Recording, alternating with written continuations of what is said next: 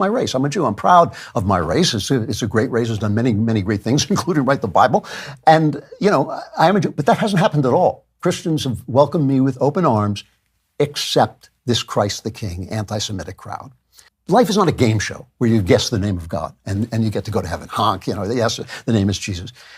I look at Ben's life and I think if Ben were to embrace Jesus Christ, it would cause devastation to his family, to the people who love him, to the people who listen to him, to his position in the world. This Christ the King anti-Semitic crowd. This Christ the King anti-Semitic crowd. Life is not a game show where you guess the name of God and you get to go to heaven. Honk, fine. She has a mentally ill friend. She stood by him, fine. It was a little uncomfortable, but still, so what? When you start saying that, that's a dog whistle. I'm sorry. I know it's a leftist phrase. I know they use it, randomly with anything you say. I understand all of that. Still. What's going on, everybody? So we're going to unpack this Andrew Klavan conversation that he had about Candace Owens leaving. And also there's a huge controversy now in the Republican Party and the Conservative Party where people are trying to say, not everybody, I would say it's pretty split, but they're trying to say that Christ the King is essentially a dog whistle. And I'm not putting words in Klavan's mouth because he was talking about something else being a dog whistle there, but there are people out there, including him, where they're saying, people saying Christ the King are anti-Semitic, and it's really like this anti-Semitic phrase now because they're saying it to people like Ben Shapiro. And Andrew Klavan claims that God wants Ben Shapiro not to be Christian because of his place in the world. A lot of stuff to unpack. I really want people to listen to what I'm going to say here because I want to be very clear, regardless of the debate around that phrase. The Republican Party is passing hate speech laws that make parts of the Bible illegal. Okay? And nobody's talking about it because Republican media only hires people who will cover it up. I know this. I don't think this. I know this. Okay? Just like the LGBT left will say parts of the Bible offend me, so it's technically hate speech. And then they work to say that the Bible's hate speech. They're already doing that. It's essentially hate speech on the left now because the Bible questions a lot of things that the left like, including homosexuality. The Republican Party is doing that under the guise of anti-Semitism, and they're trying to now say that the phrase Christ is King is anti-Semitic.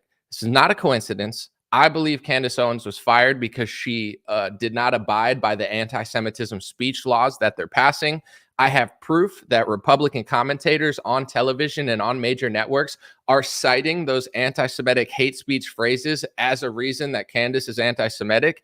And people need to know this because they're trying to outlaw the Bible. And Republican Christians just have no idea because they watch a bunch of idiots like Andrew Klavan and Ben Shapiro, and they think that they really care about you so much. But I'll repeat it one more time before I start my presentation to prove it. They are trying to make the Bible illegal. They're trying to make Christianity illegal, not just the left, the right. And the Republican Party has already passed hate speech laws in most states in law to make parts of the Bible hate speech. Sounds crazy, sounds unbelievable. I'll prove it, and it'll age well because it's the truth. God bless you guys. Give me a thumbs up in the chat if you hear what I'm saying. Dreamer podcast starts now. I'm glad you're here on this beautiful Sunday. It's the Dream Rare Podcast. Welcome to the show. The way to get the news at the desk or on the road. Let's go. God is great and success in our control. The world is crazy, but we get better from obstacles. Yeah. What's going on, everybody? Thank you so much for being here on this beautiful Sunday. Sounds good. I'm going to start the segment. I got a lot of stuff to unpack and a lot of things to say. But first, this caught my eye because it went viral for all the wrong reasons on Twitter. Andrew Klavan came out and said that, I guess he was born ethnically Jewish. I didn't even know that. And he's Christian. He gave his life to God and Jesus Christ. And I don't know if he considers himself messianic. I know that's a term, but he's ethnically Jewish, but religiously Christian or Catholic, right? I didn't even know before this because I don't care about Andrew Klavan. He's pretty irrelevant. He's been in media for a long time, yet no one seems to really care that much about him, which is fine, but everybody has a niche market.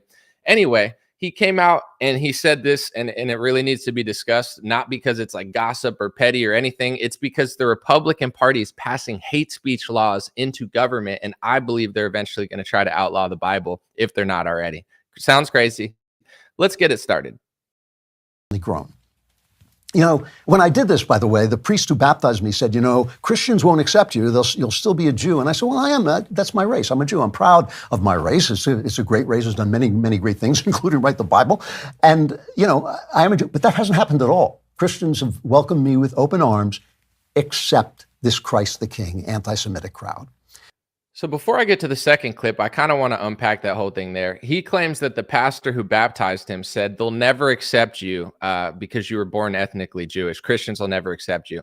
Listen, I don't know what church he goes to, because I mean, I'm not saying it's impossible, because obviously there's a bunch of weird churches out there, but that sounds like a lie to me personally. It's like a Christian preacher or pastor baptized you and said they'll never accept you. Christians love everybody who becomes Christian. They don't care if you were Muslim, if you were born ethnically Jewish, if you're leaving Judaism. Like, I've never met a Christian that's like, oh, they'll never like you. They'll never like. Why would a pastor tell? Like, that doesn't even sound like a real. I'm going to just say I believe he's lying personally. It's like he baptized you, and that's what he's telling you as he's baptizing. It's just like victim mentality, like constantly have to play that card, like ingrained. I don't see that being like, oh, I'm going to baptize you while I'm telling you that they'll never accept you. Like, imagine a pastor baptizing someone who is ex-Muslim and being like, they'll never accept you here. Okay, you're one of us, but not really. Like, yes, says no pastor ever. I don't buy that for a second. I'm going to get into that more. So that was weird. Like, he's already like playing this weird ethnic victim card while he's getting baptized, even though I don't believe that his pastor told him that. And then he moves on and he says, he says that everybody's been really nice to me in Christianity and accepted me. Then he said, I'm proud of my race because we've done a lot of things, like we wrote the Bible. And I want to talk about that a little bit later too, because of course there's beautiful and amazing people from every race, religion, gender, you know what I'm saying? Like there's great people all over. And I'm not saying you shouldn't be proud of who you are, your ethnicity. Like, he's proud of everything they've done, including write the Bible. But also it's like, in the Bible, it's not like every Jewish person listened to God, like some people rejected him, and that's kind of like the story. So it's not to say you like blame everybody, but the more I listen to him talk, it sounds like he thinks that his race and his ethnicity is above God and is above Christianity. And although he'll point out all these great things, which is fine, he'll never point out like the whole gist of the Bible. In fact, he then goes and literally tries to rewrite the Bible for someone of his ethnicity, which just proves me right and proves him to be very disingenuous. But then he said this Christ the King anti-Semitic crowd. So this is the controversy going on in the right now. Apparently, there's people that just say Christ is king, like Candace said Christ is king.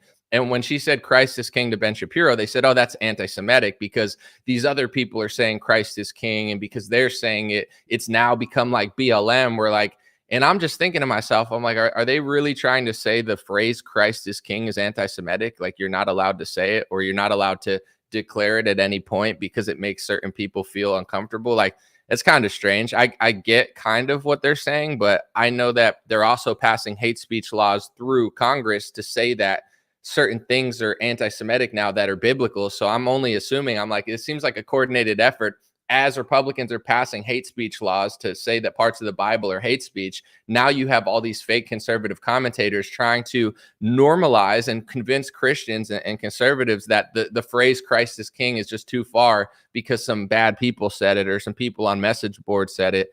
Let's continue the conversation because it gets interesting. Christ is the king, and one day every knee will bow and recognize it because he's not just my.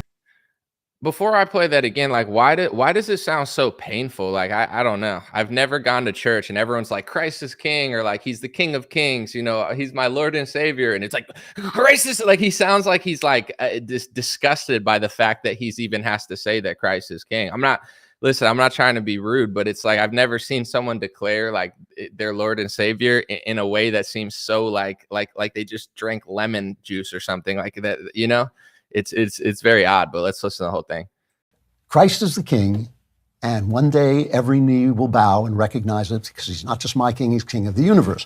But when you use that phrase to mean that God has abandoned his chosen people, the Jews, through whom he came into this world incarnate, and that he's broken his promises, his covenant with the Jews, you are quoting scripture like Satan does in the Bible. You are quoting scripture to your purposes, and that to me is specifically wicked. You know, when you spit that phrase at Ben Shapiro, my friend Ben Shapiro.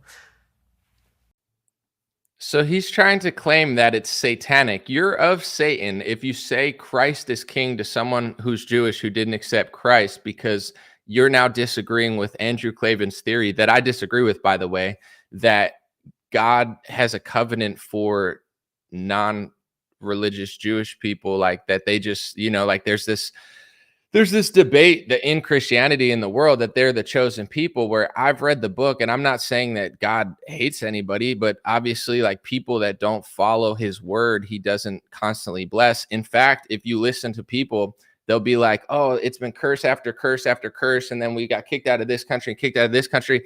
And it's horrible, but it's like, at what point, I'm just trying to not be unpolitically correct, because I know that you get your whole life ruined if you talk about this topic. I'm trying to think of like a politically correct way to say it, because of course you could be honest about everything, but this topic, you got to like walk on eggshells. It's like, at what point, like say you're just doing things that are not of God and not honest, like at what point do you consider that like maybe God, especially the Christian God, wants people to follow him, not hate him? Like if you hate God, maybe you don't get the blessings of God. Like there's no, in Islam, it's not like, oh, you can hate Allah and you could not listen to Allah and not follow all his rules and think that you're better than every other Muslim ethnically, but not follow the rules of God, and you're going to be specially blessed. It's like, it doesn't exist in Islam. And in my opinion, it doesn't exist in Christianity. And there's nothing hateful about it. It's just God was not a racial supremacist, in my opinion. He didn't.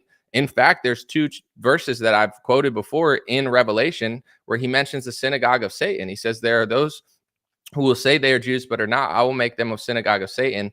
And, I don't know if he says bow before thee. So, I want them to know that I love you as well, or I love I can't think of the exact phrase, and it's translated in different ways. But the whole gist of that is like, I need to show the people that think that they're above God and above you that I love all my children and no one's above God. That's how I take that verse. So I don't agree with Andrew Klavan, where he seems to think that his ethnicity supersedes God. So why would even be a Christian if you think that ethnically someone like Ben Shapiro is like above God, and God still will bless people that don't believe in him? And like, it doesn't even make sense. Like but that's the whole debate going on with Zionism and Israel and Judaism and Judeo-Christian and all these things going on in America, is there's different versions of it, where the reason that Republicans are passing anti-Semitism speech laws, hate speech laws for one race, one religion, and one country, is it seems like we're not all equal, which we might as well just admit it. Like, I guess I'm not equal. I guess I'm like a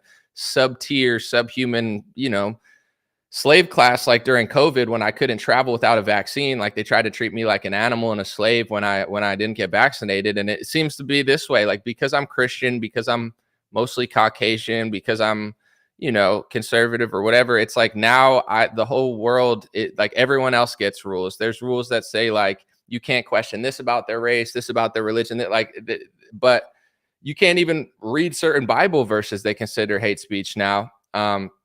But that's for that special race that's above God and above his covenant. And, they don't have to follow his word. Everyone else has to follow his word, but they don't have to follow his word, and they'll still be blessed by God. I'm sorry, but that's just not Christianity. That would be like if I just said, because of my ethnicity, I'm more special than like God's word and the second half of the Bible. So I'll just do whatever I want and not follow these rules and get special rules and treat everyone any way I want to be treated. And then if they notice that it's weird, then I just say that they're being hateful and it's hate speech. And, I'll just like that. That's not Christianity. So this version that, Andrew Klavan has, that it's like it's anti-Semitic to say Christ is king. And then he goes on to explain that he thinks that, God wants Ben Shapiro not to believe in him because of worldly things, and, like it'll disappoint his family.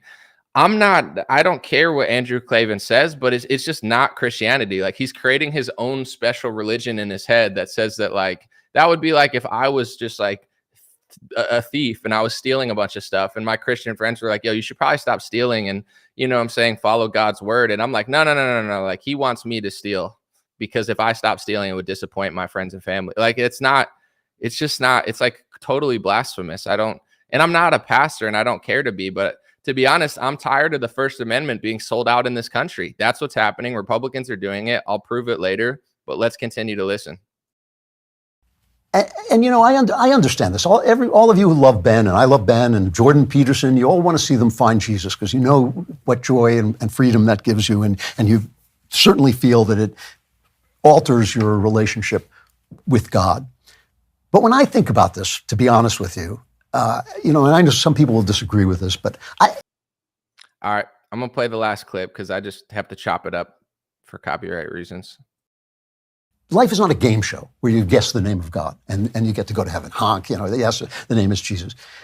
I look at Ben's life and I think if Ben were to embrace Jesus Christ, it would cause devastation to his family, to the people who love him, to the people who listen to him, to his position in the world. I just have this feeling that God has put this guy where he wants him to do what he wants him to do. And as you know, I feel that, the Jews were not abandoned by God. So God wants him to not follow his word and, because he disappoint his family. I don't know that's like a huge Christian stance. It's like, yo, you want to be Christian? It's like, no, sorry, my family would be disappointed in my Christianity. So I'm just going to reject God or reject Christianity. It's like, yeah, that's what he wants. It's like, is it though? And then he goes on and he makes that statement again. He's like, I don't believe that my ethnicity lost covenant with God. This is a debate in Christianity. And I think that people, especially Christians that are super boomered out and super Zionist, they think that God will bless a certain ethnicity forever, regardless of what they do.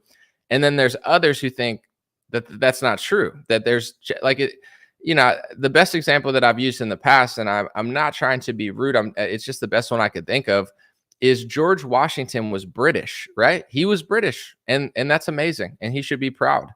But being American is what made him George Washington, right? And you don't go and say, I want to be under the rule of the king because George Washington was British. You don't say, I want hate speech laws in America like Britain has because George Washington was British. And you're hateful if you don't love everything that British people do all the time because George Washington was British. I mean, how could you be American and not? It's Briteo Americano values. It's like, no, it's American values. America, the entire existence of America was the rejection of Britain. That's what made America America, or else we wouldn't even exist. And it's the same thing with Christianity. I'm not trying to be rude, but I like Judeo-Christian. That's like Islamo-Christian, is like Islamo-Judo. It's like they're different things, which is fine. I'm not saying they can't all coexist. They should in America with the First Amendment and your right to religious liberty. But this idea that Christians, you have to do everything that in this one ethnicity says, or else you're hateful. It's not real. What made Jesus the Lord and Savior of Christians was the fact that he rejected what people were doing at the time. And not all, of course, Jewish people followed Jesus, but Jewish people also didn't follow Jesus. And you can't even say that some killed him, because that's one of the hate speech laws that Republicans like DeSantis, Trump, Youngkin, and all of them are passing into government. One of the hate speech laws that they're passing says you can't say that Jewish people killed Jesus in the past, or I don't know. It's like basically outlawing that interpretation of the Bible. Some people say it was Romans. Some people say it was the Pharisees. I'm not here to have a biblical discussion. I just live in America, and my First Amendment is being ripped out of the Constitution by Republicans because they're passing hate speech laws that make the Bible blasphemous, in the same way that LGBT find that, oh my God, this is such a bigoted phrase. Well, it's in the Bible. I don't know what to tell you. I'm sorry, that your sexuality isn't more important than a 2,000-year-old text. I'm not telling you what to do. But when you start to say, instead of considering what the Bible says, I want to say that it's hate speech. And if anybody reads that verse, that it's just so hateful, it's like, okay, so now you think you're above the Bible? And that's what liberals have done with homosexuality and other things. It's not just that they're doing that. They're basically saying that the original biblical text is too hateful, and they're they're basically outlawing Christianity on all their platforms. You can't be a Christian and say these things. You have to just be a fake Christian. And that's what they're doing with these anti-Semitism speech laws. I'm not out here having biblical discussions all the time because I'm not a pastor, but I am a political analyst, and they are selling out the Constitution. And, it's like, yes, people have done great things, but also I just don't agree that, you can reject all these things and then still get the blessings that Christians believe in. But that's the religion, and a lot of people's ideology is that their ethnicity deserves special speech laws. Their ethnicity deserves special privileges. Their ethnicity, can call everything hateful and you can't defend yourself. Their ethnicity gets God's blessing, even if they reject God. Like that's and that's what Andrew Klavan's basically saying the whole time. It's like, okay. And I want to show you real quick that people are citing the exact speech laws that are being passed through government as hate speech laws as a reason to call Candace Owens anti-Semitic. I'm going to say this because it's true. Candace got fired because she didn't follow the anti-Semitism speech laws. Not only are these being passed into government, passed into Congress, passed by Trump through executive order, passed into Florida, passed into Virginia, passed into Georgia, passed into Arkansas, passed into over 30 states when it comes to protest laws, anti-First Amendment protest laws. But even conservative commentators, they're pushing these anti-Semitism laws. And a lot of them, without even knowing, or they do know, they're abiding by these laws. So if anybody goes against these laws, they get fired and smeared. And I'm going to show you proof that they're citing these laws as why Candace is anti-Semitic. Ready? Here's a lovely woman named Deborah Lee, who's, blown up in conservative media. She's on TV all the time talking about Candace. She said, "No, babe, your problem is that you've been supporting anti-Semitic tropes and supporting vocal anti-Semites for months before 10/7 even happened. And now you use the Jew hatred as fuel to admit how you've really felt all along. Your glass house is apparent to everyone but you." And someone asked her, this guy named Today by Julius, asked her, can you define anti-Semitism? And she said, "I'm going to assume you could read," sarcastically, and she passes the Holocaust remembrance definition of anti-Semitism. If you go to that website, you'll find out something interesting that I've been telling people for 5 years now. The exact definition that she considers, and she's on television all the time. She's a big conservative influencer now, or at least, commentator. And God bless her. She seems like a lovely lady, but those are that list on that website that she posted.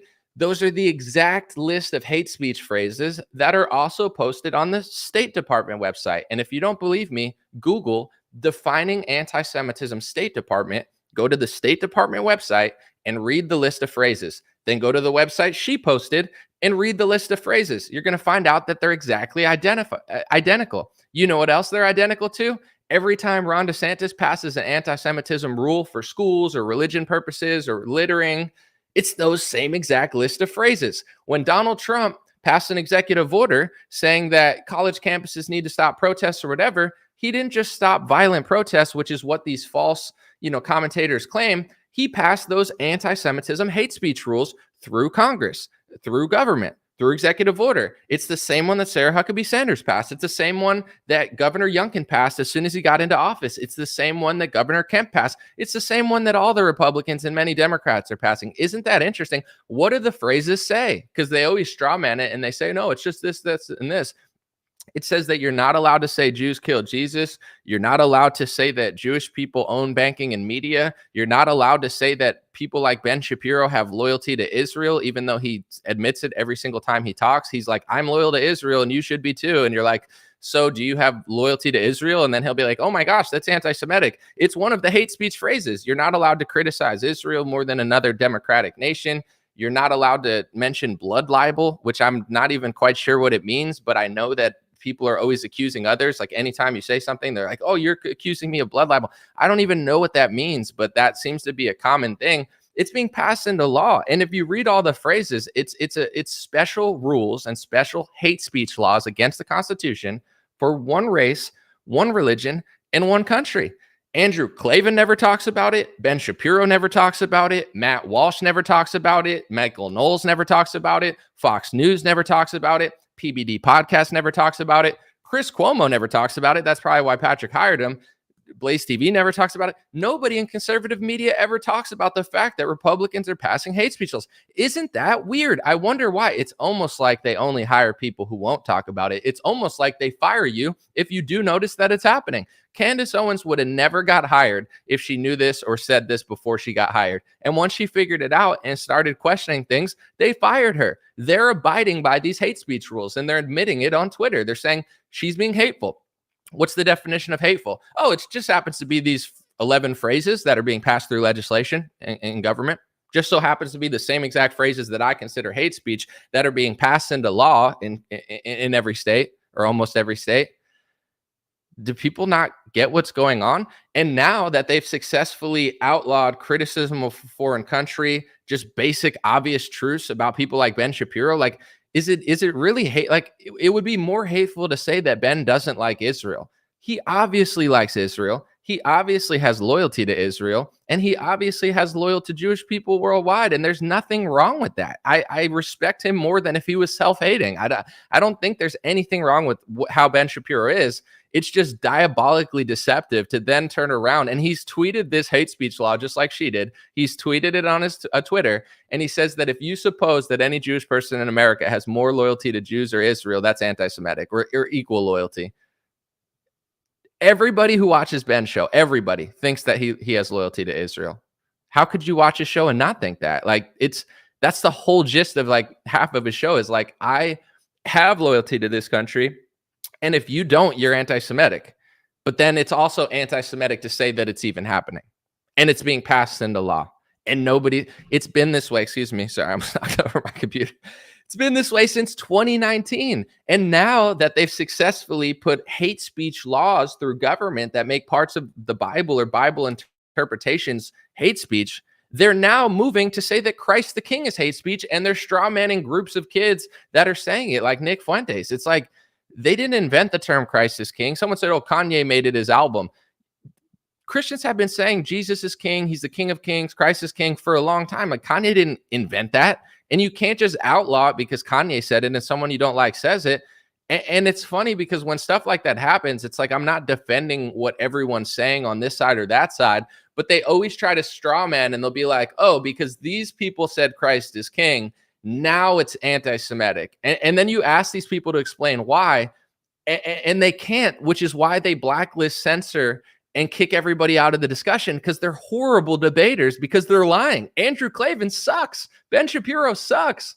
That's why they have to blacklist, because if there was a real free market of ideas, their ideas lose. That's why they pin them against like a 20-year-old drug addict liberal chick, and they look amazing. And then the second somebody gets at their media company that's more honest and more witty than they are, they just get rid of them. It's like, oh, look, yeah, anybody could look impressive next to Michael Knowles and Andrew Klavan. It's like, dude, Andrew Klavan and Michael Knowles make Tim Pool look like Michael Jordan. You know what I'm saying? And Tim Pool is like a Fisher-Price, baby binky, basketball player. But it's like, these people are so cringe. They make Tim Pool look like, Brad Pitt. And it's like, people think this is because they're making it based off their merit. No, it's a game that everyone's playing in right-wing media.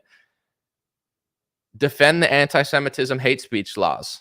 Ignore them, cover them up, smear anybody who talks about them, fire them, censor them, blacklist them, do guilt by association. Say, because this person says Christ is King, now it's, this person said Christ is King, then Candace said Christ is King, so Candace is this person, and she needs to go because she said that. Like, these are the games they've been playing for 5 years. Republicans need to wake up, and if not, you don't even deserve to read your Bible. I mean, obviously, I think you do, like, in the name of Christ, but if you're too dumb to realize that Republicans are passing laws to make your own religious texts illegal, you deserve this country. This country is falling apart, not just because of the left. It's because Republicans are selling out their own constitution and their own religious texts. I'm not saying everyone's Christian on the right, but a lot of people are.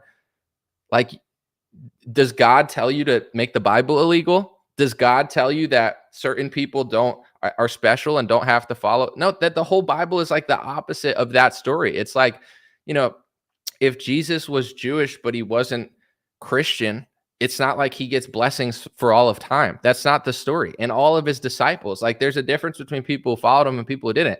I'm not forcing people to follow him. The only reason I'm even talking about this, I would have ignored people's religion, but it's like at a certain point, their ethno-supremacy and their religion is now superseding my Constitution, my First Amendment, my ability to make income at conservative media, because they all try to blacklist me to brainwash you into thinking that Chris Cuomo is real opposition and Michael Knowles is funny, and Tim Pool is impressive. It's like it's just getting annoying. And now they're emboldenedly going, Christ is king is anti-Semitic. Listen, and I'm not saying it's just Jewish people, to be honest. Like Andrew Klavan says he is, Ben Shapiro, Deborah, obviously.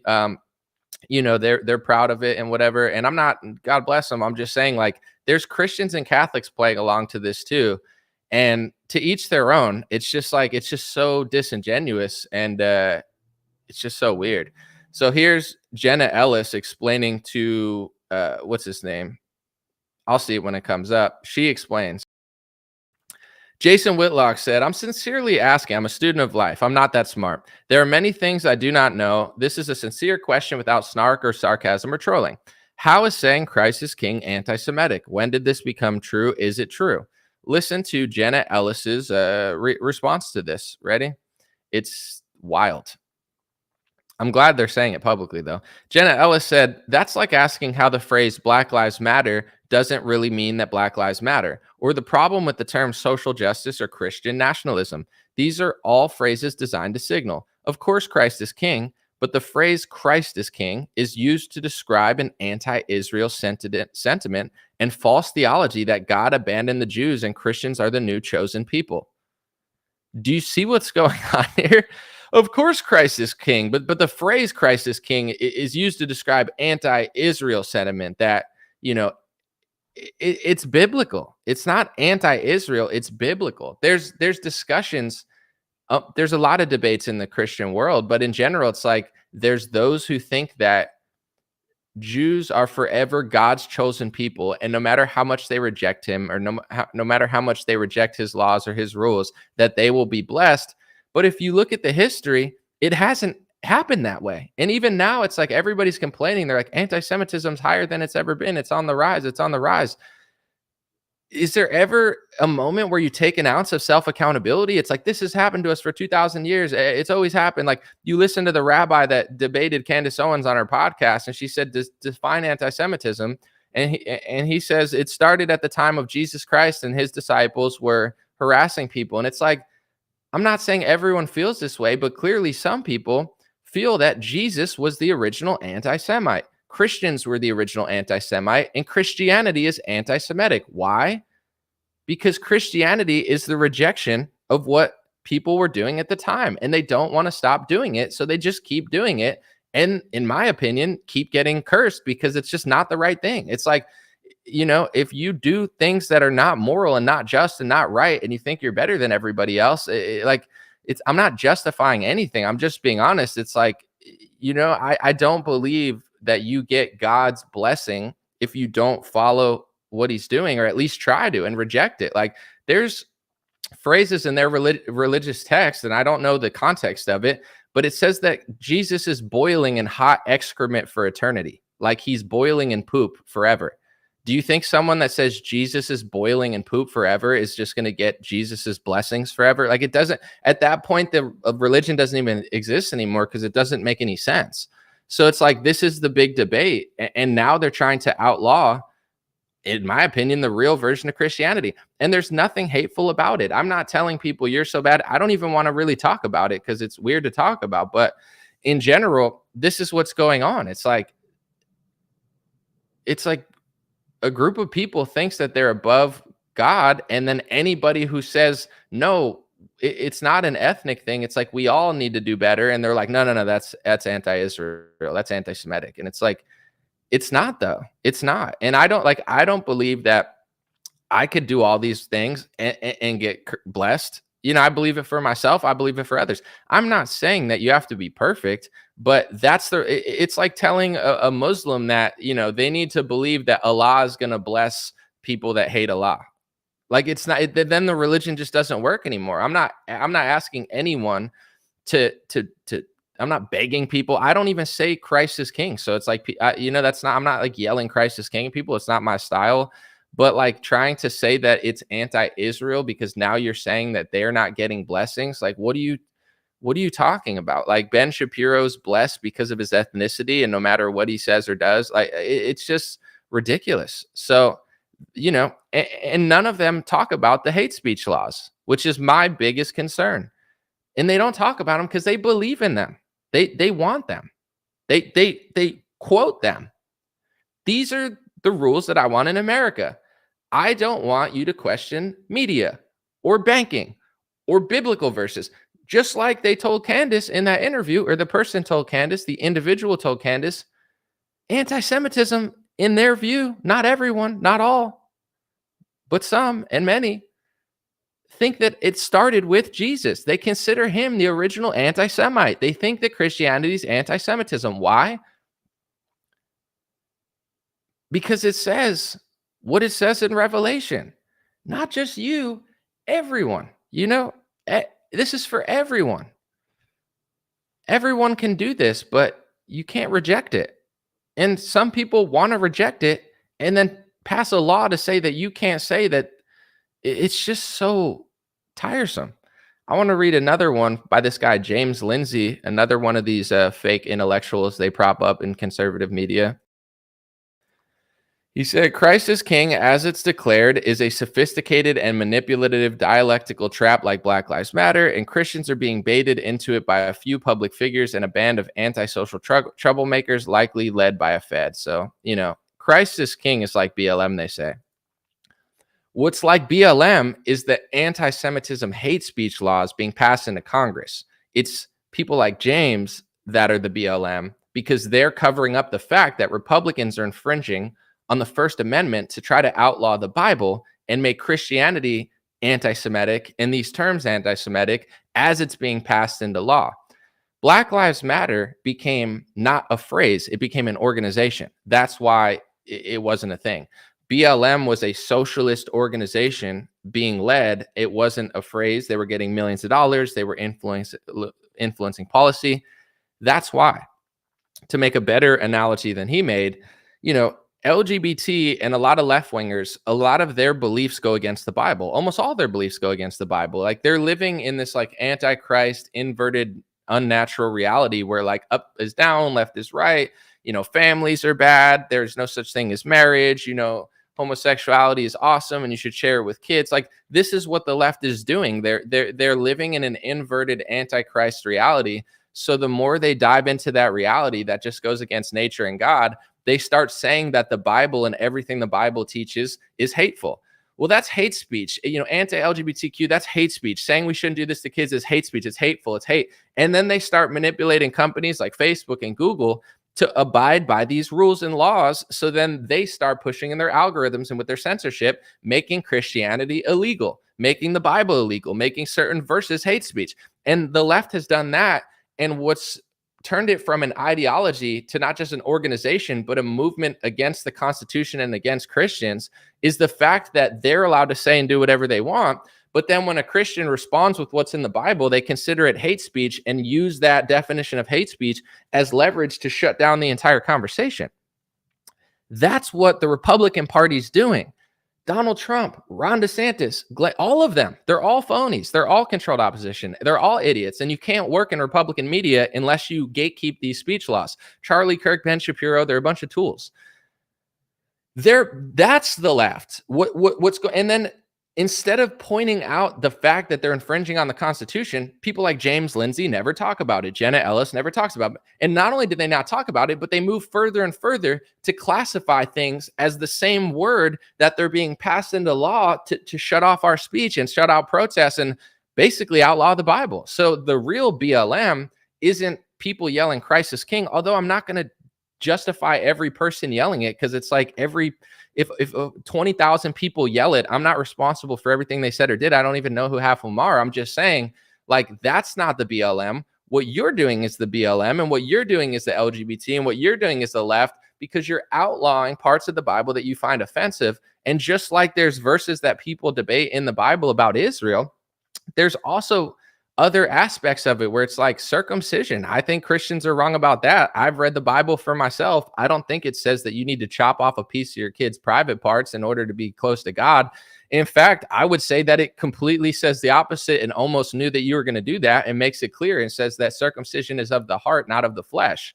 Like, could it possibly be more clear that that's not what they meant? But Christians don't seem to notice. They're just like, chop, chop, chop, chop, chop. And it's like, let's mutilate our kids' genitals. And you're like, how long are you going to do that before you read your Bible and read that it says it's not of the flesh? You don't need to chop off a part of your kid's private part in order to circumcise yourself for God. The circumcision is of the heart, not of the flesh.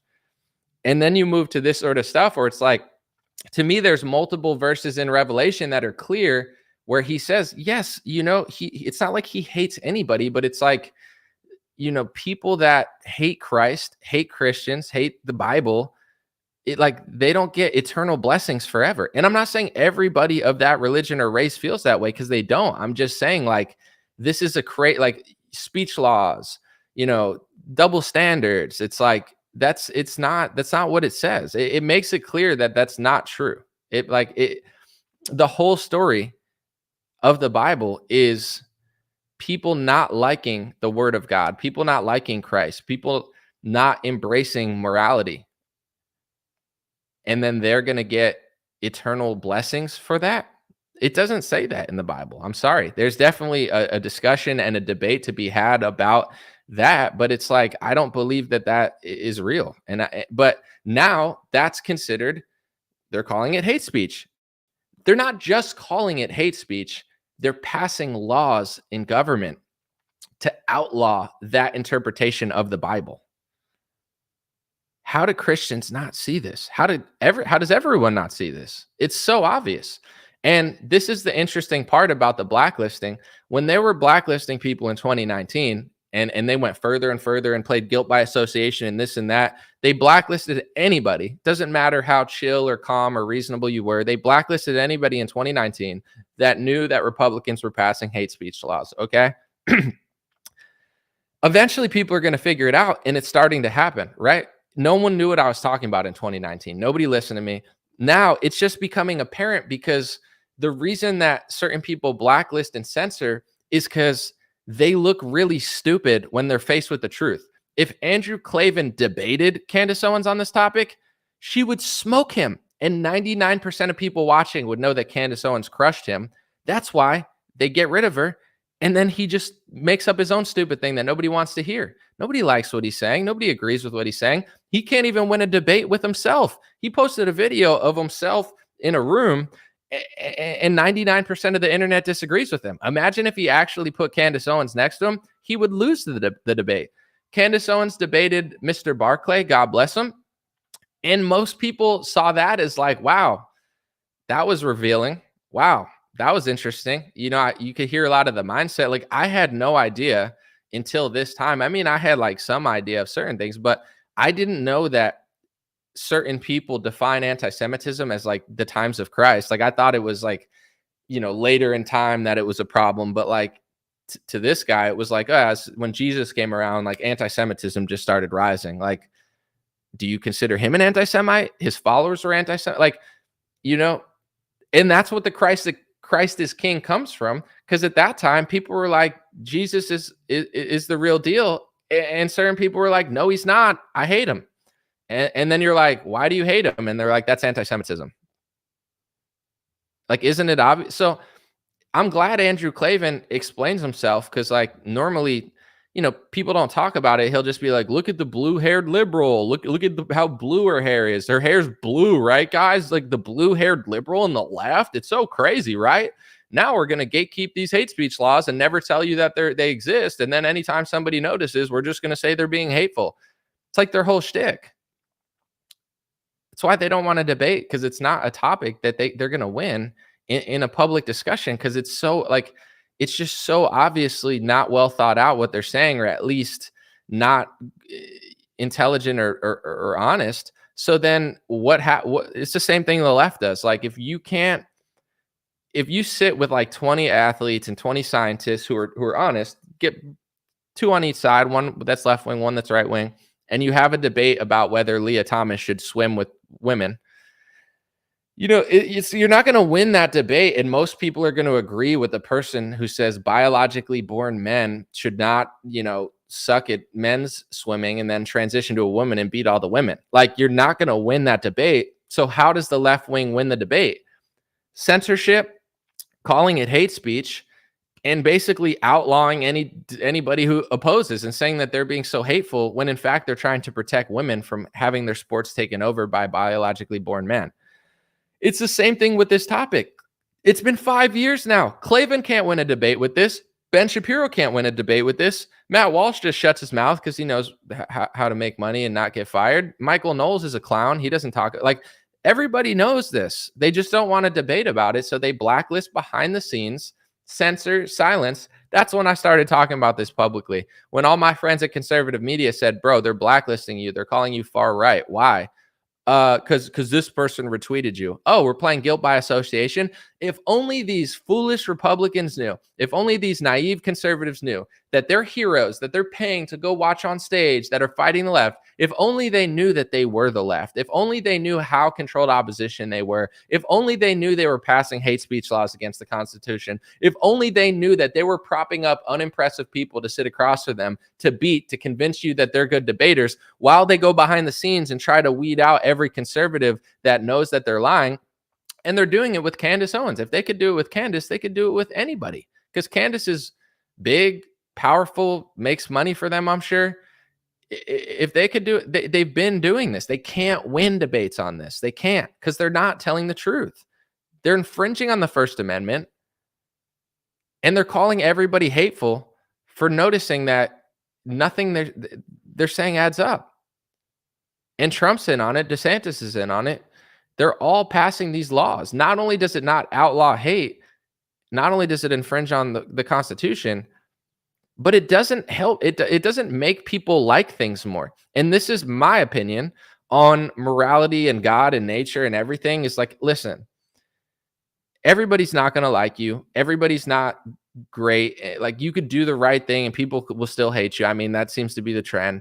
But in general, I do believe, like, a lot of people believe in morality. I believe in morality. Some people call it the law of attraction. Some people, call it religion. And I'm not trying to be like a spiritual hippie on this. I'm just saying, like, everybody knows the old phrase, like, what comes around goes around. Is like, at the end of the day, nobody's perfect. You're not going to get along with everybody. Like, everybody gets angry sometimes. Everybody makes mistakes. Nobody has perfect relationships with everybody.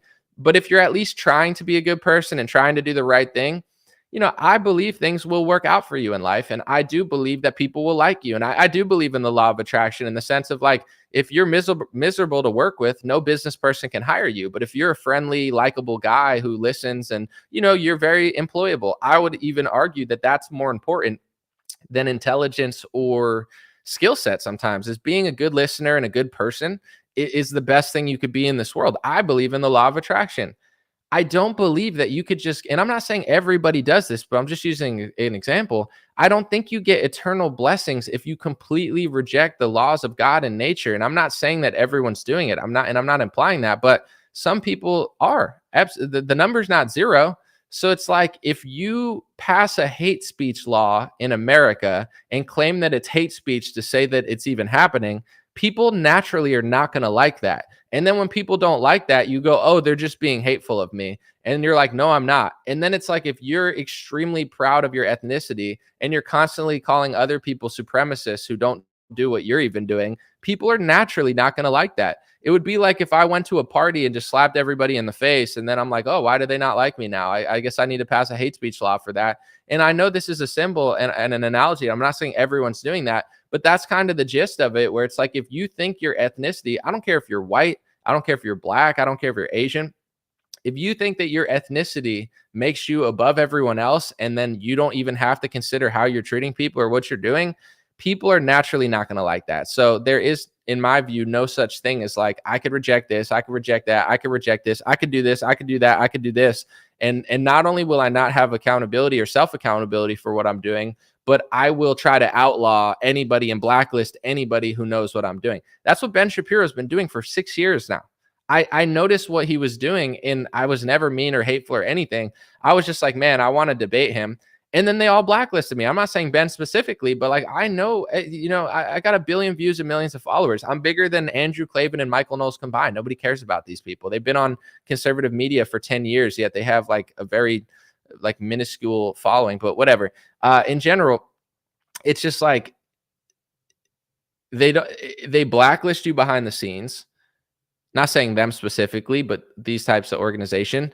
And then they just come out and act like what they're saying is popular. Meanwhile, most people don't agree with it, but they just shut the people up who don't agree. And Candace is the reason I'm going to talk about this is because it's not just like a petty drama thing for me. It's like this is Republican media. If you think Donald Trump's trying to fight the swamp while he hires the swamp, and he's trying to save free speech while he infringes on free speech, and he's trying to save the Second Amendment while he infringes on the Second Amendment more than Obama, and he's fighting socialism by printing $6 trillion, and he's taking on big pharma by giving them more money and power than ever, you're going to lose every time because the opposition isn't really the opposition. And it's way deeper than people think.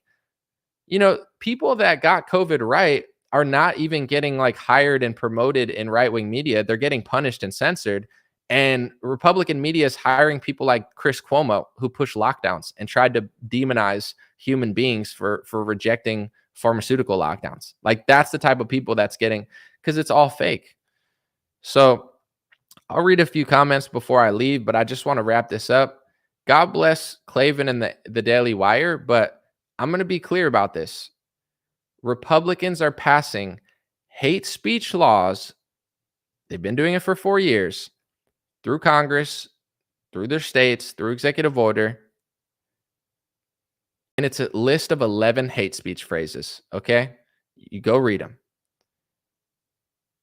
Some of them make Christianity and the Bible seem a little hateful. And while they're doing that in government, all these conservative media heads that never talk about that because they only care about the First Amendment when it's the left, when they infringe on it, it's fine. They're now trying to say Christ is king is hateful because hateful people are saying it. Okay. Are we going to shut down all the churches because there's a bad church? Like that, these are the games that they're trying to play. And they're trying to trick you into thinking it's like BLM. No, you're like BLM because you're ignoring the fact that they're infringing on the Constitution. And then you're trying to now go further and further and further. And this is a slippery slope. First, we passed the hate speech law through executive order. First, we passed it in Florida. Then we pass it again. Then we pass it in Georgia. Then we pass it in Arkansas. Oh, it's everywhere now. Okay, now let's keep it moving. You know what? These list of 11 hate speech phrases, that's just not the only thing that's hateful and anti-Semitic. Also, that Christ is king thing people are yelling is hate speech. And it's getting, why is it anti-Semitic? Well, because, yelling it at Ben Shapiro is hateful. I wouldn't do that personally, so I'm not going to justify it. But why is that hateful, right? You just keep asking why, and then they expose themselves. And then Andrew Klavan says, well, it's hateful because, these people are trying to say that, he doesn't get God's blessing, but I think he does. Okay, so you as an ethnic person of this race thinks that everybody of your race gets God's blessing, even if they aren't Christian. Then why even be Christian if you think you get God's blessing without being Christian? Because that's not Christianity. Like what, are you Christian, or are you someone who thinks that your ethnicity is above God and above Jesus and above the Bible, where you get blessings no matter what you do? That's, in my view, why a lot of this stuff has no self-accountability and self-awareness, because it's like, it's like, if that's your ideology where you just get it anyway, it's like, it's hard to, like, why, how is that? And then you listen to Jenna Ellis, like, why is that hateful? Oh, because Christ is king is like an anti-Semitic dog whistle against Israel. Why? What do you mean? Because she says the same thing, because they're saying that these people don't get God's covenant and blessings. So is that, like, I'm not a pastor, I'm not a recruiter, but like, is that what Christians do? They're like, yeah, you say to your friend, you're like, I'd like, you should come to the church sometime, try to find God. And like, I'm not a forceful person personally, but like, if they say, oh, no, I don't need to, you're like, I'm not saying to not say anything back, but it's like, it's hate speech to suggest that they should. It's not hate speech. It could be rude. It could be aggressive. But like, at the end of the day, Christians do believe that they want you to find God and not to hate you, but to love you, where they believe that you finding God and becoming a Christian is the way to get saved. I'm not advocating for people to run around yelling it at people, because I don't think that works. And I do think that there's rude people out there. Don't get it twisted. I think that people are annoying, but it's way deeper than that when you realize the laws being passed. And it's way deeper than that when you realize that I'll say this before I read comments. I'm not a hateful person. I'm just tired of being blacklisted and lied about behind the scenes while these pseudo intellectuals scam a bunch of boomers and Republicans into their own demise. It's annoying. And either, I don't know what else to talk about because everything's fake. Like all the drama, it's all fake. With that being said, I'm going to be clear about myself. I'm fine if you're black or Jewish or Asian or any race and you like your race. I don't think there's anything wrong with that. I'm not someone who runs around and calls people names. Like if you want to love your race or hate your race, it's like, it's not really up to me. I don't really care, but I wouldn't hate yourself. That doesn't seem like a good idea. With that being said, I'm not an ethnic supremacist by any means. I notice patterns and statistics, but I'm more like interested in the science behind it. It's not like a hateful thing. And then when it comes to that point, I wasn't raised to view a different religion or a different race in a horrible light. I just wasn't raised that way, and I don't believe that. But what I noticed is projection exists in this world a lot. Some people on the black activist side, they love their race, they love their people, they only want to buy from black businesses, and their biggest gripe is white people who do half of what they do. So that's called double standards, and that's called being a hypocrite. If you want to be black, I don't really care. I'm just saying if someone else does what you're doing, why not realize that that's just you in a different race? Why are you projecting that they're hating you when you're doing exactly what they're doing? It's called projection. It's called double standards. It's called being a hypocrite. Black, white, Jewish, I don't care. I don't associate myself with other people. So I'm not responsible for what they do, but I've just noticed that. And what I'm noticing a lot recently is, there's white people that are bad. I'm not saying all white people are good or all Christians are good. I don't believe that. I've never said that. That's a straw man that they'll say I'm saying. I don't believe that. But what I did notice is people that are ethnically, they love their ethnicity more than a lot of people. They're constantly projecting on others, calling them supremacists and racists, and people that, I'm not saying everybody, but some people that hate Christians and hate Christ and have this like thousands of years of like hatred and revenge, they're the ones always running around projecting on everyone else, calling everything hateful. It's like if you notice that they're being hateful, they'll call you hateful. If you want a fair, reasonable conversation, they call you hateful. If you want the Bible, they call you hateful. If you quote this, they call you hateful. If it's all projection. And everybody's starting to notice it because the only way that this kind of like works is if nobody's paying attention. But now that everybody knows, like say Claven, anytime he talks about this, it's going to be wildly unpopular. That video probably got 20 million views, 30 million views on Twitter, and 99% of people disagree. So what's Claven going to do? Is he going to keep talking about it to justify himself? No, he lost the debate, and he didn't even debate anybody. You think he can't win that debate? So he's going to go back to the false opposition thing he usually does and talk about the left all the time. They can't win this debate. And that's why it's blacklist, censor, smear, pass hate speech laws, lie about it, call it mean, escalate further, try to outlaw biblical phrases. And then once everybody figures it out, just move on and, try to divert back to what people like out of you, because they're never going to like what you're saying now because you're lying. And it's completely diabolical, and it's completely against an entire religion. So it's like, I'm not against anyone's religion, and I'm not advocating for people to run around and yell Christ is king in people's faces. Like, it's annoying. But if Ben says something and Candace just says Christ is king, now it's like, whoa, that's hate speech. Why is that hate speech? Like, why can Ben advocate for hate speech laws in America that are insane, yet me saying a phrase is hateful? Like, why? It's not, and this is what you're going to realize in my view about Claven and Shapiro. They're not looking for equality. Like, equality is considered hate speech to them. They're not looking for every race to have the same privileges. They don't believe that. They believe that theirs is superior. They want hate speech laws. They want the Constitution infringed on for them. And they could say that they don't, but look at the speech laws being passed, and they never speak about them. The only time they speak about them is if they're reciting them and pointing to them as the definition for hate speech. If they're not going as far back as the person who debated Candace and saying that hate against us started with Jesus. It's like, what more does anybody need to see? And it's like, it's just tiresome where at a certain point, if you're not a pushover in this world, I'll start with the left because that's easier for people to understand. They call you racist 1,000 times when you're not. It's just annoying, and it's fake, and they're projecting. They call you sexist 1,000 times when you're not. You just believe in traditional values. it gets tiresome, it gets annoying. At a certain point, you just don't care anymore because it's not true. Everybody knows it, and their ideas are not popular, but they just keep calling you that. You know, they call you an anti-vaxxer because they got brainwashed into like sucking off the pharmaceutical industry. It's all just weird. They call you a climate denier. At a certain point, these words don't work anymore because everybody knows you're lying. You've overused them. You haven't been able to debate your side of the conversation, and you just try to blacklist and censor everyone who gets it. And everybody knows now.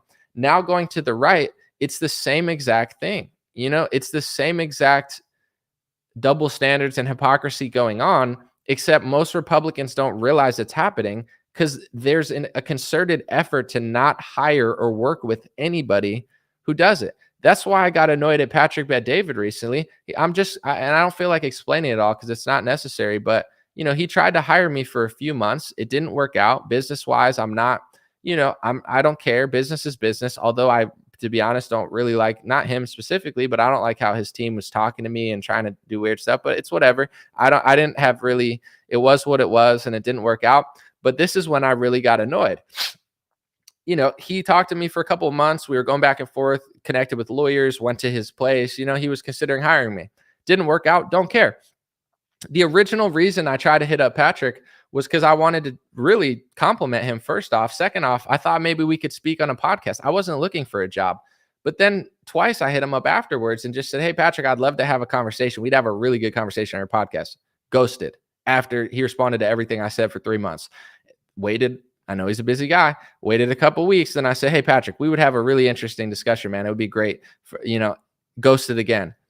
And then he hires Chris Cuomo. So it's like, oh, he's just another one of these false opposition Republican phonies where it's like he can try to hire me for 3 months, yet he doesn't even respect me enough to have me on the podcast. Meanwhile, he has all these other bozos on that are lying to Republicans. He'll hire a liberal pro-lockdown guy before he lets me have a conversation. He's doing what they've all done to me for 5 years, blacklisting me and ignoring me and having on the opposition of what I'm saying that's a lie and never allowing anybody to say what's really going on. They've done it at Blaze TV. They've done it at Daily Wire. They've done it at TPUSA, and they know that they're doing it. And they could say that it's for this religious holy reason, but the truth is a lot of it is donor money, and a lot of it is, you know, similar to what Claven and Shapiro are saying, where it's like, you know, the opposition to what I'm saying is hateful, and, you know, these laws and these rules are, it's like, it's all fake. So, you know, I see what's going on, and I know why all these things are happening. I know why America's falling apart. I know why Donald Trump sold vaccines. I know why he pushed 15 days to slow the spread. I know why he printed the money and infringed on the first 2 amendments. It's not because he made a mistake. This isn't a bug. It's a feature. This is who the Republican Party is, including DeSantis and Trump. And it's a hard pill for people to swallow. But here's the thing. It's like being liberal and not wanting to wake up to conservatism, and you just keep liking Bernie Sanders. At a certain point, it's just a cope. Like, lying to yourself is not going to fix the problem just because you're so, you know, addicted to the lies that it's overwhelming to assume that all your heroes are phonies.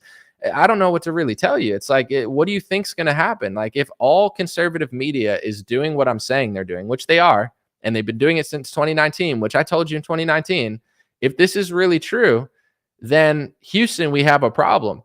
If Republicans are passing hate speech laws for one race, one religion, and one country that make certain Bible phrases illegal, while conservative commentators are saying that Christ is king is hate speech, while the Republicans are passing these laws further and further, while conservative media is blacklisting everyone who notices, that's controlled opposition. That's textbook definition. They're not even trying to keep the First Amendment.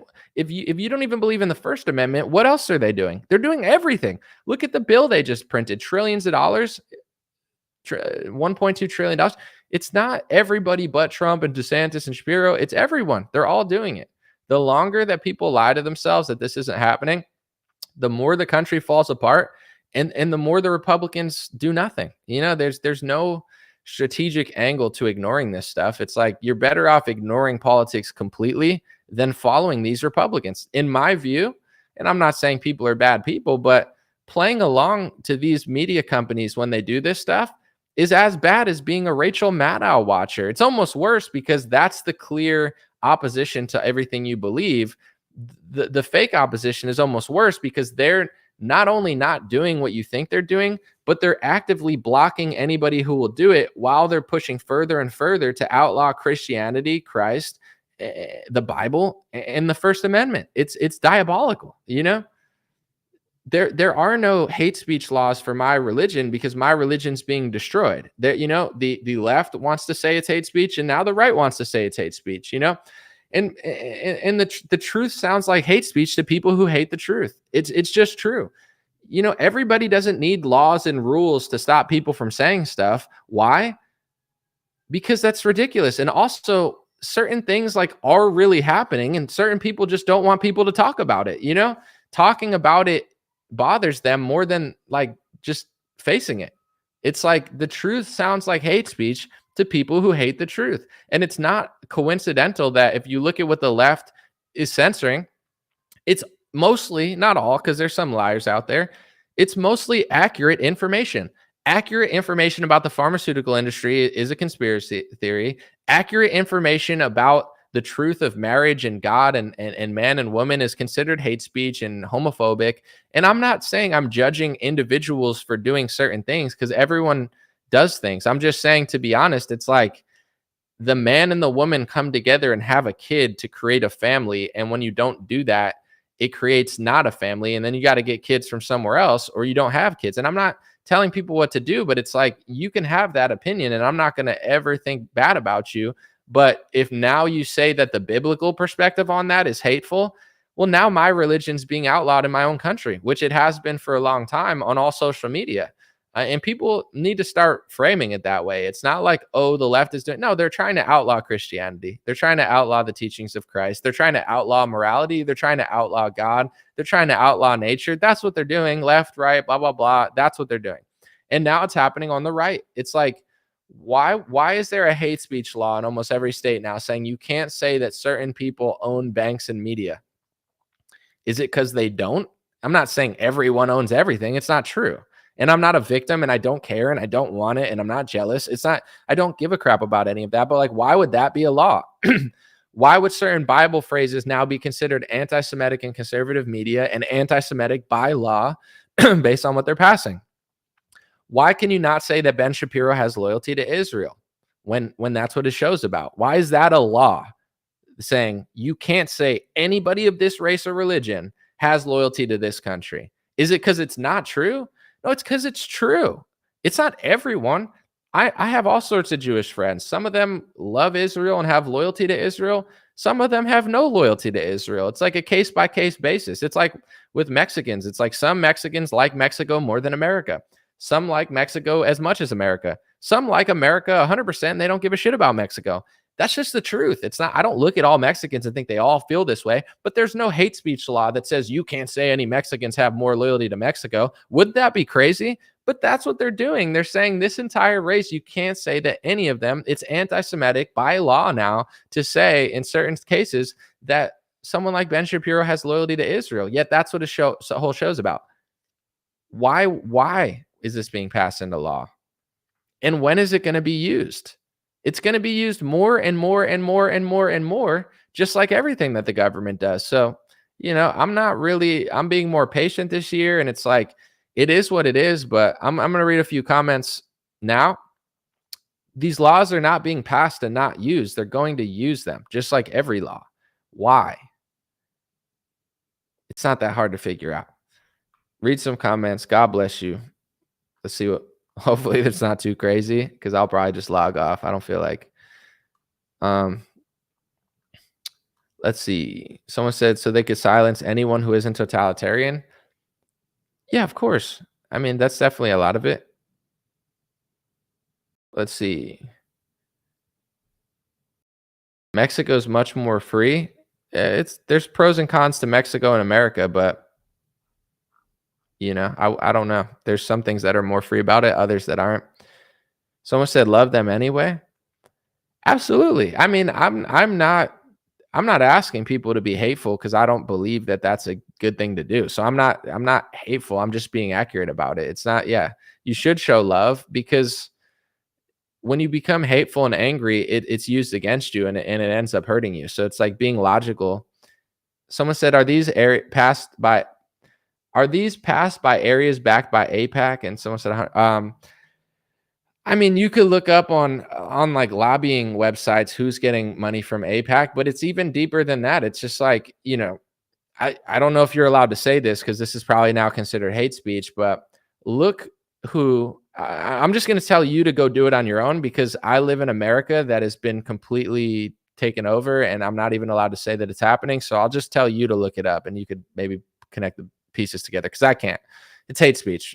Trump, DeSantis, Ben Shapiro, they're all selling me out. So I can't even say this anymore. But who's the biggest donor in the Republican Party for in 2016 to 2020? I'll give you a hint. It's someone who gave over $100 million to the Republican Party. So many people that like Trump a lot, they'll be like, well, Trump only took a couple $1 million. And it's like, from Pfizer, but he took $100 million from corporations, and the GOP under Trump took hundreds of millions of dollars from a mega donor that donates more money to the right than George Soros donates to the left. If you look it up and you find out who the major donor was, you could also watch speeches that he's given. One speech says he served in the American military, but he wants his kids to serve in a foreign military. So I don't know why Republicans are doing it, but you give someone $100-something million and you have loyalty to another country, but then you get them to pass laws to say that it's illegal to say that you have loyalty to another country. And that same donor, when Trump pardoned a foreign spy who stole American secrets, he flew back to that country on the donor's jet. It's like, it's all obvious, but you're just not allowed to say it. It's like, okay, so now we have laws that say, like, and I don't know if that's exactly why the laws are passed, but like, why are they all passing the same definition? Why are in Republican media is so fake that you can promote hate speech laws and tweet them and say, this is what the definition is, while Republicans are infringing on the First Amendment, passing hate speech laws. You're allowed to openly do that, but you're not allowed to question them. People don't realize how fake Republican media is. Like, oh, Anomaly just wants this, it just wants that. Guys, I like the First Amendment. If Republicans sell it out, this country's done. Tell me if you guys are stupid, because then I'll just go somewhere else. I don't want to leave the country. I'm just saying in general, it's like, if Americans are too stupid to figure this out, maybe this is not a good place to be, because like, if we don't have the First Amendment, this country's toast. It's literally what's made our country great, among other things. Not every country has it. In fact, almost none do. You lose that, it's done. Republicans are selling it out. And in Republican media, you're allowed to proudly state that you're fine with that. You're just not allowed to disagree. Like, you'll get fired from conservative media for pointing this out, and you get hired for saying that it's good. They hate you just as much as liberals hate you. It's even worse, because they're pretending to be your best friend, yet they're doing the same things. And I understand it's a multi-billion-dollar industry. It's like with Big Pharma. Like, I always use that as an example because people understand it better. Big Pharma, how much did they make from the vaccines? $20 billion, $30 billion, $40 billion? Billion. A billion is 1,000 millions. So if they're making tens of billions of dollars, guys, they're making unthinkable levels of money. So if people are on Facebook and YouTube and Twitter saying, hey, maybe you should think about the pharmaceutical industry a little bit, they have all the incentive in the world, which they're doing, working with government, to smear any opposition of the pharmaceuticals. People are so dumb in this country now. They think that pharmaceutical criticism is right wing. They think it's like a right wing thing. They're like, oh, if you question Ozempic, you're right wing, conservative Fox News viewer. It's like they got left wingers gobbling up pharmaceutical pills, thinking that it's right wing to question big pharma. Like, how stupid is this country? I'm sorry. It's just insane. But it's a multi-billion-dollar industry. Foreign aid is a multi-billion-dollar industry. War with Ukraine is a potentially trillion-dollar industry. These are industries. Everybody knows the military-industrial complex. Also, the foreign aid complex. It's like every time, like how much money went to foreign aid? I didn't read the whole thing because I didn't see how much did they send to Ukraine. I think it said they sent $4 billion to Israel in that stimulus bill, so or whatever it was. So that's $4 billion more dollars going to foreign aid there. Anybody who speaks against that, like Thomas Massey or Tucker Carlson, and they say, or Candace Owens, she says, I don't believe in any foreign aid. Thomas Massey says the same thing. I don't believe in foreign aid. It's just a tax on the American taxpayer when we don't have the money to give to other countries. It's a multi-billion-dollar industry. So anytime you speak on that, they smear you and harass you in the media. Vivek was getting harassed in the media because he mentioned he didn't want foreign aid. And then the media was annoying to me because I interviewed Vivek. It's like anybody who wants to cut off that multi-hundred-billion-dollar industry, they just freak out at, which is, like understandable from a business perspective. But if you're an American citizen, like, why would you want that? It's like in this country, you just get harassed if you like this country. Like if you're Christian, you get harassed. If you're conservative, you get harassed. If you're skeptical of the pharmaceutical industry, you're harassed. If you realize everybody's getting fat and sick, you're getting harassed. If you listen to the side effects in the pharmaceutical commercials, you're getting harassed. If you want the First Amendment, you get harassed. If you believe in the Second Amendment, you get harassed. If you're against lockdowns, you get harassed. If you're against foreign aid, you get harassed. If you're against war, you get harassed. That's what's going on. And it's not rocket science to figure out what's going on. Here's another thing that you guys could Google, because I'm not going to even say it, but you should look it up yourself. Listen, I'm not an expert on foreign policy. I just read articles and basic mainstream stuff. I didn't have to dig that far because this was in mainstream publications. But they said that ISIS committed the terrorist attack in Russia. I don't know. It's not, they're blaming Ukraine, whatever. I don't know. Where has ISIS been the last 10 years? Trump got rid of them and now they just came back or whatever. Google which country ISIS apologized to. According to my knowledge, they've only ever apologized for attacking one country. They literally apologized to a country and said, sorry, we didn't mean to attack you. Yet they attack America. Yet they attack Iran. Soleimani used to fight ISIS before Trump killed him. They attack Russia. Why would they attack Russia and America? Russia and America are on different sides of the war. Russia and America were fighting each other, essentially, not combat, but Russia was aiding Syria while America was trying to topple Syria. So ISIS fights America, Iran, Russia, and then apologizes to one of our biggest allies. It doesn't make any sense. And then when Trump gets into office, he cuts a multi-billion-dollar funding program, and then all of a sudden they disappear, get wiped out. It's just it's so obvious. You know what I'm saying? But the reason that nobody knows is liberals are just so stupid now. They're like, oh, I hate Republicans. This is why you shouldn't hate, is because when you hate too much, you become stupid. Liberals hate Republicans. They're stupid now. Republicans hate liberals. They're stupid now.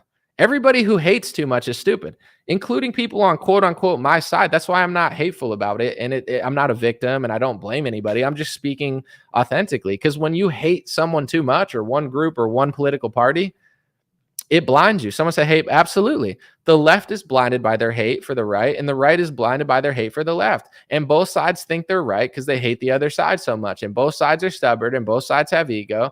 And that's why both sides are just so stupid, and it's everything's so obvious if you're not hateful, if you don't have this crazy bias.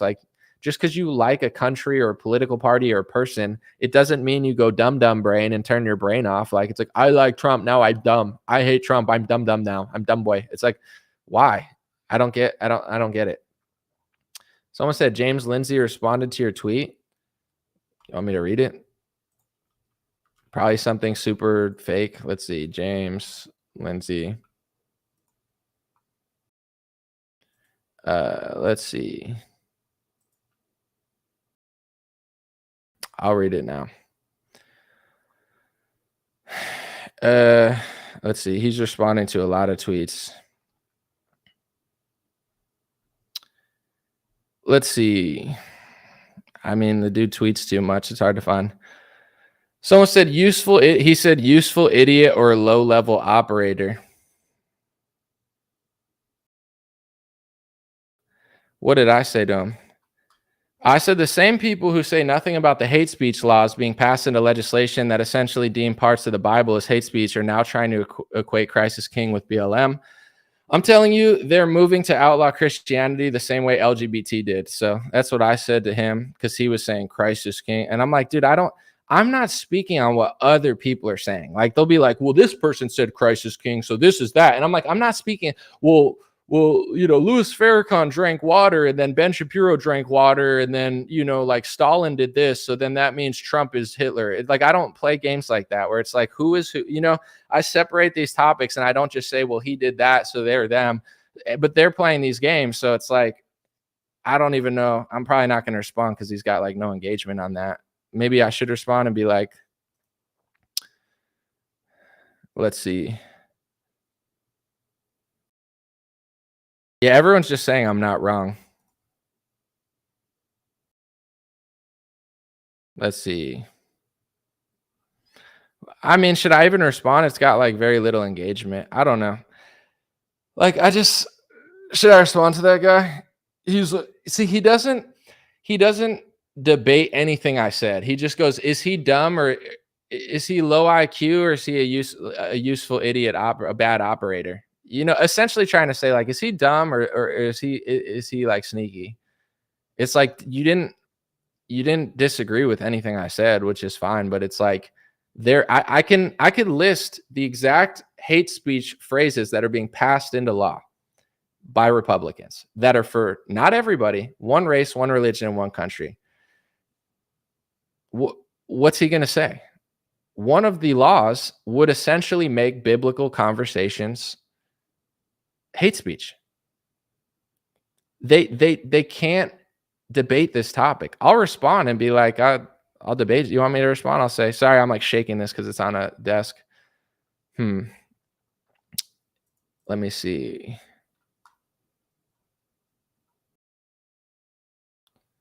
I'll respond. Let's see. Hold on one second. Let me find it. He tweets too much. It's like, dude, I don't like arguing with people on Twitter, but if I could get this guy to have like a public conversation about it, I'll smoke him. I've been waiting 5 years for somebody to like actually talk about this, but usually they just ignore it because they're wrong. Hold on one second. Sorry, I'm trying to look for it.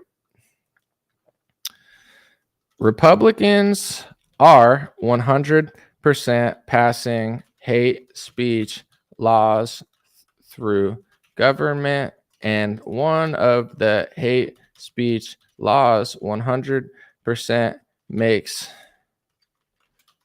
certain Bible conversations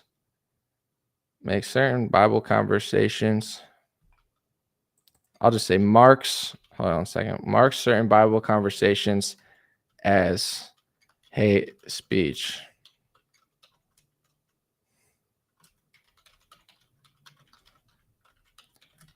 And I believe in the First Amendment and not special hate speech rules for groups. I'd crush you in a debate on this, but have fun. Republicans are 100% passing hate speech laws through government, and one of the hate speech laws is 100%. Hold on, is 100%. I gotta not do this because I'm live. Republicans are 100% passing hate speech laws through government, and one of the hate speech laws 100% marks certain Bible conversation as hate speech. Republicans, it just like skipped on me. Hold on one second. Why did it do that? I believe in the First Amendment and not special hate speech rules for certain groups. I'd crush you in a debate on this, but have fun. Sorry, my like keyboard was like spurging out. I just don't want to mess it up. All right, we'll see what he says. Don't do it. Why? It's whatever. I mean, I've been waiting for 5 years. I mean, it's not a good conversation to have, because if you publicly have this conversation, they just go insane and like blacklist you and smear you, but it's whatever.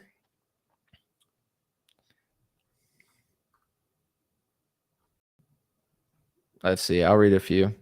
Please don't do it. It's not drunk texting. It's just double double tasking.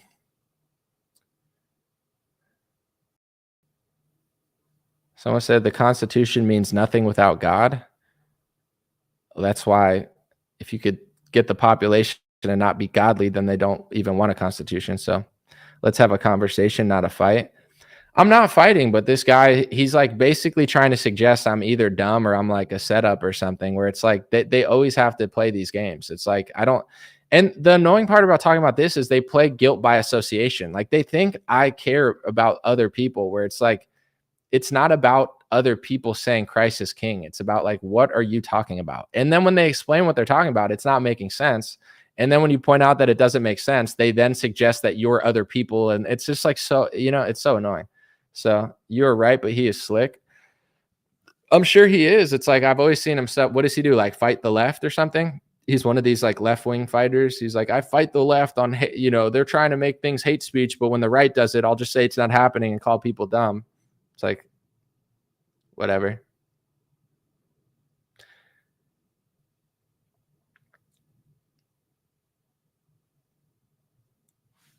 Someone said, send money to Trump. I'll end on this note too, because I was going to probably do another stream about this tomorrow.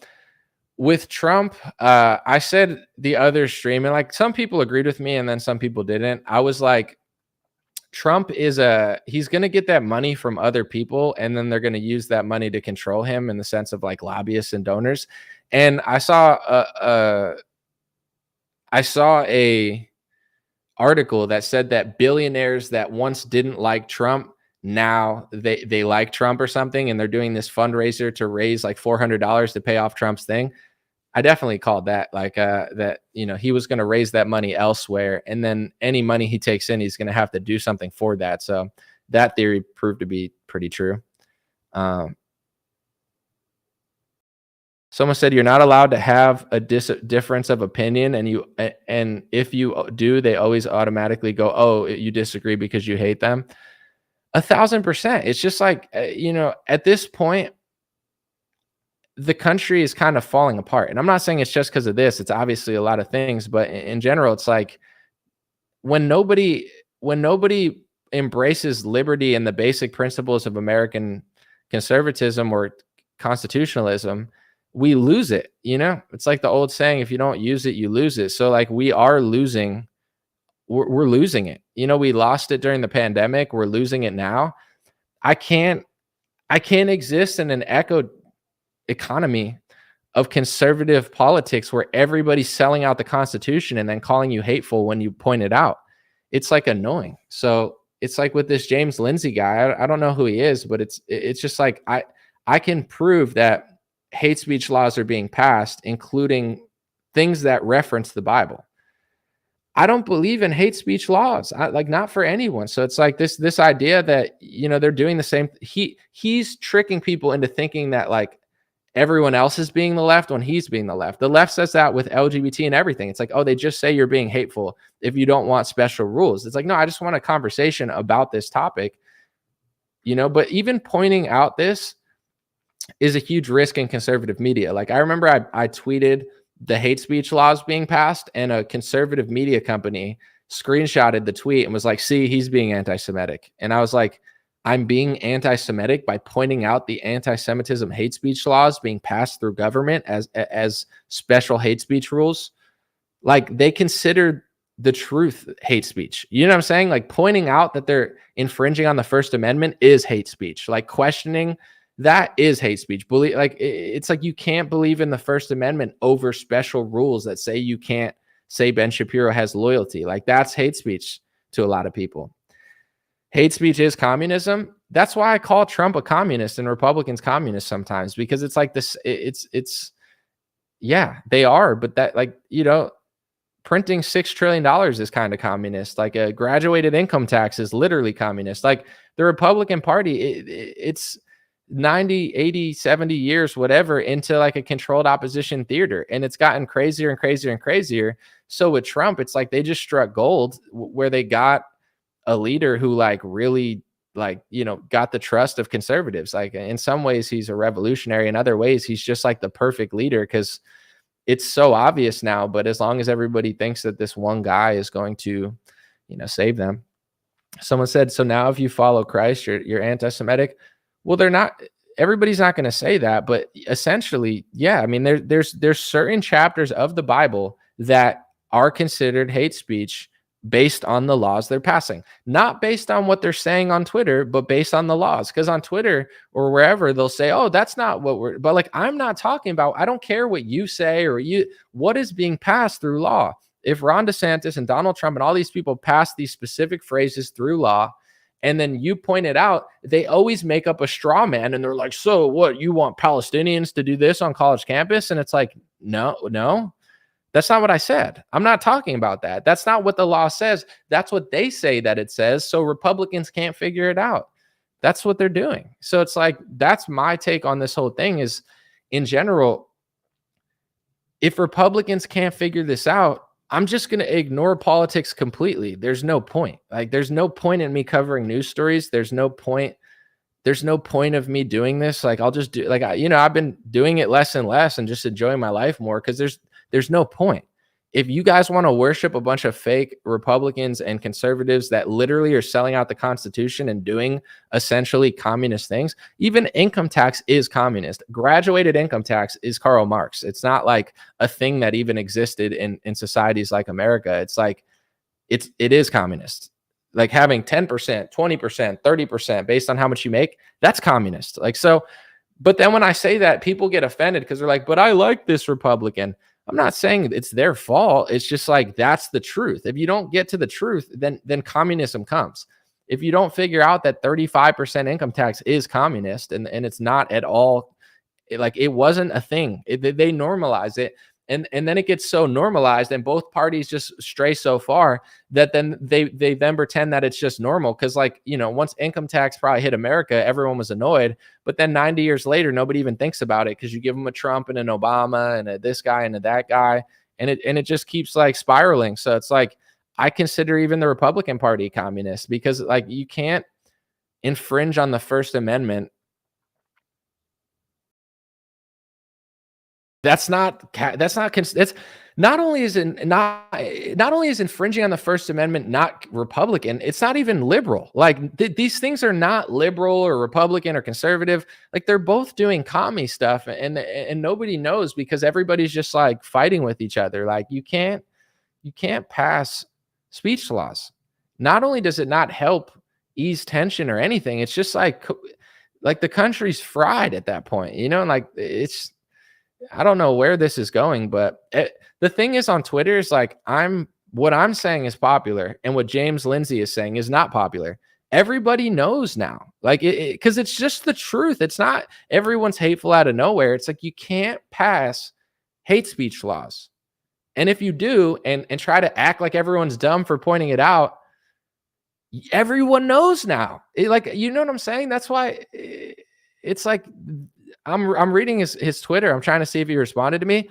He's responding to a bunch of people because everybody's just like calling him out. And he's just like, let me see. Yeah, he didn't respond to me again, but whatever.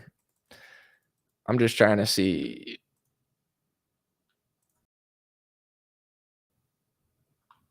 Yeah, I've already almost ratioed them on the post. It's whatever. I don't even care. All right, I'm going to read a few more. I appreciate people for being here. So since we have 1,480 people, by the way, since I've been going on Rumble, the streams have been getting bigger. So thank you guys. Rumble, I was very critical of Rumble for a minute just because nothing ever worked on there, but it's starting to work, and I'm grateful. They've not done a specific deal with me or anything, but just to, be on there.